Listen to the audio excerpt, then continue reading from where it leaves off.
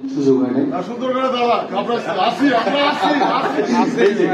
এইভাবেই আমাকে আসলে সবাই সাহস দিয়ে কথা বলে আমাকে দাঁড় করাই দিচ্ছে।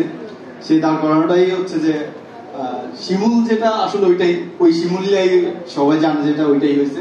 আমার তো ওরকম কোনো ইমোশনাল জার্নি নাই, পুরো জার্নিটাই ইমোশনাল হয়ে গেছে শেষে গিয়ে।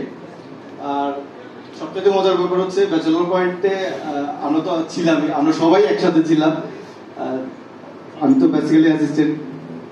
সেই প্রথম সিনটার কথাই যদি বলে আমি ওইটাই এখন ইমোশনাল মনে করি, যেটা হচ্ছে যে আমরা খুবই সীমিত পরিসরে কাওলাতে শুটিং করতেছিলাম, এখানে সবাই সাক্ষী। তো কাবিলের একটা সিকোয়েন্স হইতেছিল, সামাও কাবিলার ভাই ব্রাদার ক্যারাম বোর্ড খেলার জন্য যে ভাই ব্রাদার থাকে, ওইখানে একটা আর্টিস্ট আমাদের সামাও শর্ট হয়েছিল। তো আমি যেহেতু ফেনী নোয়াখালী সেম ল্যাঙ্গুয়েজ, তো শেষ মুহূর্তে গিয়ে মনে হলো যে ভাইয়ের যে অমি ভাইয়ের মনে হলো যে আচ্ছা শিমুল একটা লুঙ্গি মেনেছিল সেই কাওলাতে। এখনো অবশ্য ওই কাওলাটা এখন আর নাই, মানুষের কাছে খুঁজে খুঁজে একটা লুঙ্গি ম্যানেজ করে আমাকে দাঁড় করানো হয়েছে। এবং আমি, আমার কাছে আসলে ওইরকম কোনো ফিলিংসও ছিল না, সেটা যে এই পর্যন্ত আসবে সেটাও জানতাম না।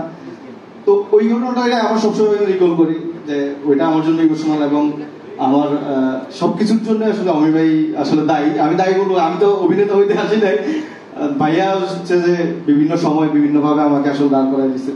তো এটা হচ্ছে যে কৃতিত্ব বলেন আর দায়ী বলেন, সম্পূর্ণ আসলে অমি ভাই পজিটিভলি দায়ী।